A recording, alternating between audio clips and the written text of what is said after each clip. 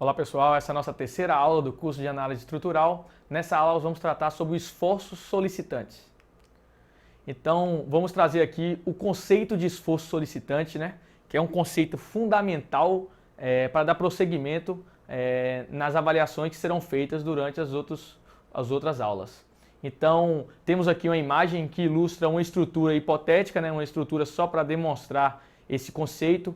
Temos diversos carregamentos externos, então esses carregamentos estão agindo sobre esse elemento.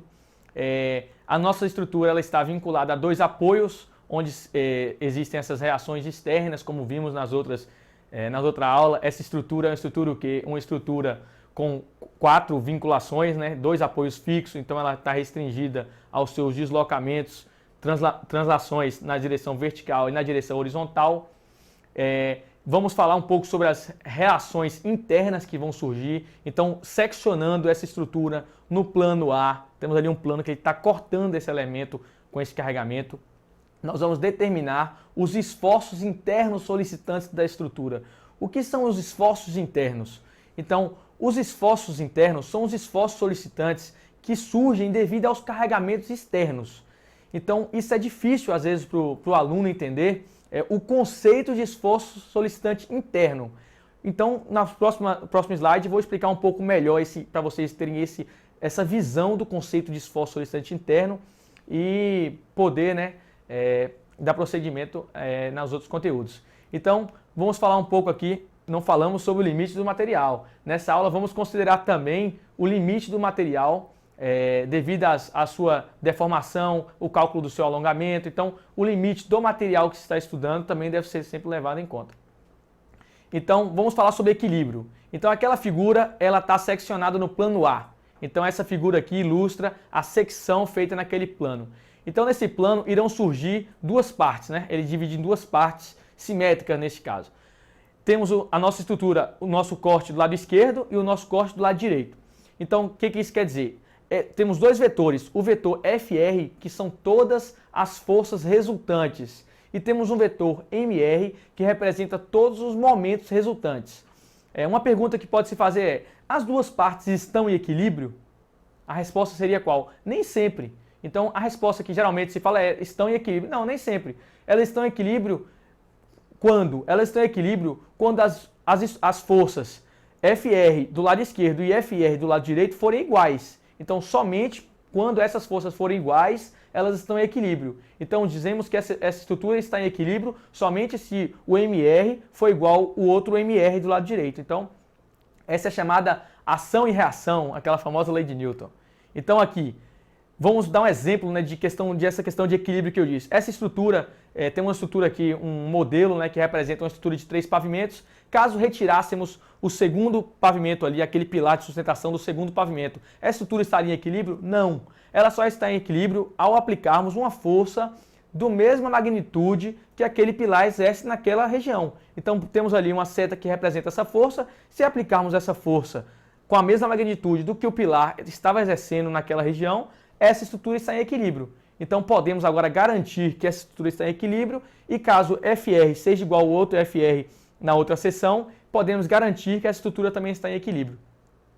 Então nós podemos agora decompor esse vetor FR, que representa as forças. Então vale sempre lembrar, o FR representa as forças e o MR representa os momentos. Então o FR, que é o meu componente vetorial que representa as forças, ele pode ser decomposto num componente tangencial à minha estrutura, ao ponto, né, ao que está analisando, e também longitudinal a esse ponto. Então, temos esse FR, ele pode ser decomposto no vetor V, que mais tarde vamos falar sobre ele, e decomposto no meu vetor N. Então, decompomos a nossa força no vetor V e no vetor N. Agora, o momento. O momento pode ser decomposto na forma tangencial no meu vetor M puro, e no meu vetor normal, o meu vetor T. O que representa esses vetores V, N, T e M? Eles são chamados os esforços internos solicitantes das estruturas. Vamos tratar sobre cada um. O meu vetor N, ele é o vetor chamado de esforço normal. Ele tende o quê? A distender o meu elemento. Ele tende a esticar o meu elemento ou comprimir o meu elemento. Então, esse é o meu vetor N, passei aqui. O meu esforço cortante, ele tende a o quê? Ele tende a separar paralelamente os meus elementos. Então ele tende a fazer esse movimento com o meu elemento. O meu vetor momento fletor, ele tende a fletir o meu momento. Então, como é isso? Ele traciona em cima, se for positivo, ele traciona embaixo, se for negativo, ele traciona em cima. Então, ele tende a fletir o meu elemento. O meu esforço torsor, como o próprio nome diz, ele tende a torcer o meu elemento. Então, esforço, temos 4 esforços solicitantes internos: o esforço normal, o esforço cortante, o momento fletor e o momento torsor. Devemos conhecer cada um para que podemos calcular e trazer todas as suas características na nossa estrutura. Vamos falar aqui sobre o esforço normal. Como eu já disse, olha lá, ele tende a estender o nosso elemento, ele tende a esticar o nosso elemento. Então ele é dito positivo se ele traciona o nosso elemento, que é tracionar, esticar esse elemento. E ele é dito negativo se ele tende a comprimir esse elemento. Então o esforço normal traciona, positivo, comprime, negativo. O nosso esforço cortante, geralmente o esforço cortante, ele é meio que irrelevante em relação sob o ponto de vista de ser positivo ou negativo. Aí depende da convenção de cada pessoa, de cada livro, de cada autor. Então, muitas vezes, essa convenção ela não é importante. Por quê? No dimensionamento do esforço cortante, esse sinal ele não é importante. Ele não é levado em consideração. Então, não importa se a minha estrutura está sendo solicitada nesse sentido ou nesse sentido. Então, mas eu trouxe aqui uma representação que alguns autores costumam utilizar em alguns livros mais conhecidos da resistência dos materiais. Então, eu trago como positivo o sentido horário do esforço cortante. Então, se você vai pegar o binário das forças, ele no sentido horário, e como negativo no sentido anti-horário.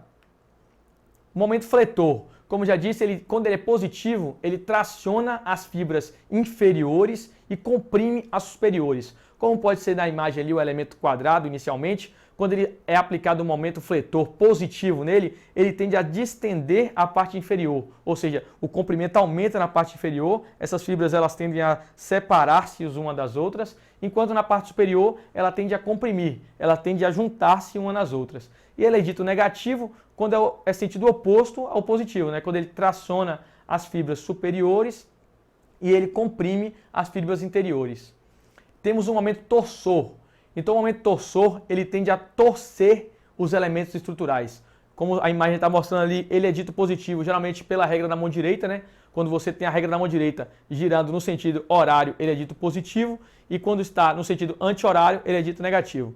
Mas também o momento torsor, ele depende de cada convenção de sinal, como todos, né, na verdade. Você pode definir um sistema de coordenadas, um sistema para você definir se ele é positivo ou negativo. Aqui são as convenções mais utilizadas pelos autores mais renomados. Então, geralmente em algumas questões, nas questões de concurso, eles geralmente trazem, né, algum sistema de coordenada, a não ser para o momento fletor, que ele é mais conhecido, geralmente o positivo tracionando a parte inferior mesmo. Então, é bom sempre ficar atento a isso, não ser bitolado e achar que sempre vão ser esses sinais. Esses sinais variam de acordo com o autor, com a questão. Geralmente ele é dado, né, na questão qual o sentido positivo, o que é considerado positivo. Geralmente essas forças vêm em módulo, esses esforços. Então tem que ficar atento a isso, qual o sistema de coordenadas está sendo utilizado para poder levar em consideração se ele é positivo ou negativo. Fique atento, o entendimento dos conceitos dos esforços solicitantes, bem como o método para determiná-lo, é de fundamental importância para o leitor aprofundar seus conhecimentos na resistência dos materiais, para dar procedimento nos projetos de estruturas. Ou seja, devemos conhecer muito bem o que são os esforços solicitantes.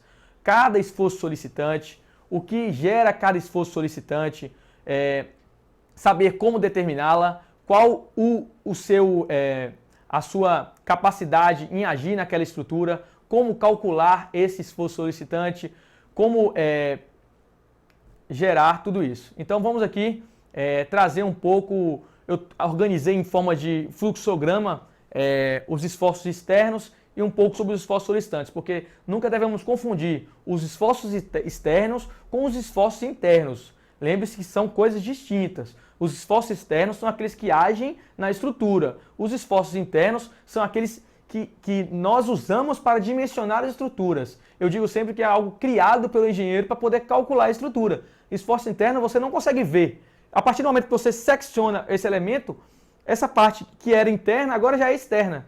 Então esse esforço interno, ele é nunca visto visualmente. Ele é sempre algo criado pelos engenheiros para se calcular a estrutura. Então os esforços externos podem ser em pontos nodais ou na barra. Nós vamos ver isso em pontos nodais na próxima aula, na aula de treliça. Eu vou falar um pouco sobre esses esforços em pontos nodais, ou podem ser em barras. Nos pontos nodais, ele é devido a uma força de um agente externo ou devido a uma reação de apoio. Então, eu tenho uma reação de apoio, ele gera um esforço externo onde ele está agindo. Na barra, eles podem ser concentrados ou distribuídos. Eles podem ter uma carga concentrada, como eu mostrei na aula de introdução, né, daquela área de carregamento, os esforços concentrados, que podem ser uma carga pontual, um elemento com a carga fixa, né, um elemento de pequena área, então a carga é considerada pontual, ou podem ser distribuídos, como é, por exemplo, o carregamento das vigas, onde as lajes distribuem o carregamento ao longo da viga. Então esse carregamento ele é distribuído por metro ao longo da viga. E temos os esforços internos. Quais são os esforços internos? Tudo aquilo que já vimos. É a força normal, é a força cortante, o momento fletor e o momento torsor. Então todos esses são os esforços internos, esforços utilizados para dimensionar a nossa estrutura. Então toda a estrutura deve se determinar o quê? A esforço normal, o esforço cortante, o momento fletor e o momento torsor. Agora vale uma dica aqui. O esforço normal, a gente calcula o quê? A tensão, geralmente força sobre área. O esforço cortante, nós determinamos também o quê? Qual o esforço está agindo ali para dimensionar as estruturas. O momento fletor, ele age o quê? Distendendo a parte de baixo ou comprimindo em cima. Então ele gera o quê? O esforço, o momento fletor, ele gera geralmente uma componente normal ao elemento analisado. O momento torsor, ele gera o quê? Um acompanhamento tangencial. Então, no momento fletor, eu tenho uma componente normal e no momento torsor, eu tenho uma componente tangencial, que é relacionada ao esforço cortante. Mais à frente, vamos falar um pouco mais sobre detalhes sobre isso, para não ficar tão carregado, né, depois desse conceito de esforço interno solicitante. Então, vamos falar um pouco sobre a variação do esforço solicitante. Como é que é isso? Fica claro que quando analisamos aqui anteriormente nessa aula, nesse plano A, nós temos um vetor FR e um vetor MR. Estão lembrados no primeiro slide? Um vetor FR e um vetor MR. Fica claro que se eu variar esse plano, esse vetor MR e FR, ele varia de valor. Ou seja, para cada ponto do meu elemento, eu tenho um valor de FR e MR. E como é que eu quantifico isso? Através do diagrama dos esforços solicitantes. O que é o diagrama dos esforços solicitantes? É como varia o meu esforço solicitante ao longo do meu elemento estrutural. Então eu traço um diagrama e ele vai me dar o valor do esforço solicitante em cada ponto desse material. Então, para dimensionar a estrutura, eu vou ter o quê?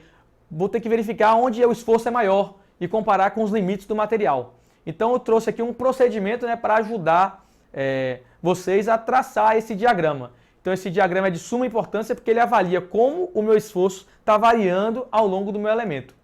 Então o procedimento é o seguinte, nós devemos traçar o diagrama de corpo livre.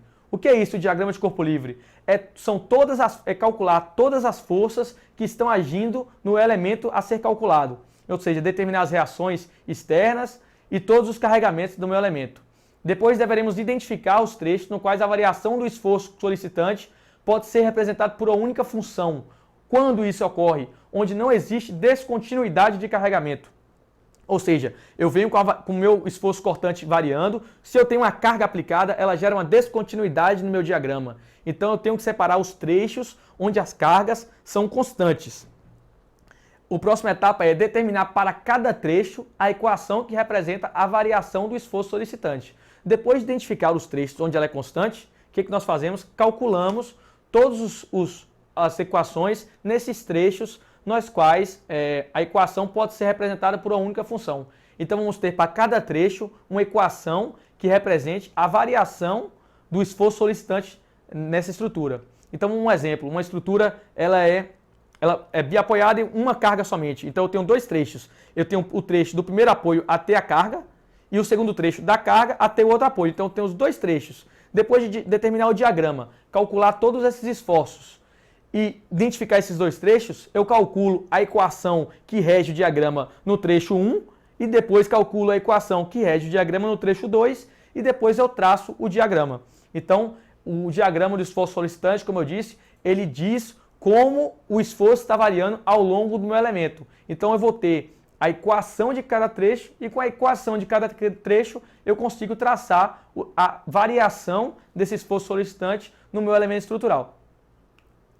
E é isso, pessoal. Acabamos mais uma aula sobre determinação dos esforços solicitantes e depois, nas próximas aulas, vamos aprofundar um pouco o conteúdo nas outras atividades.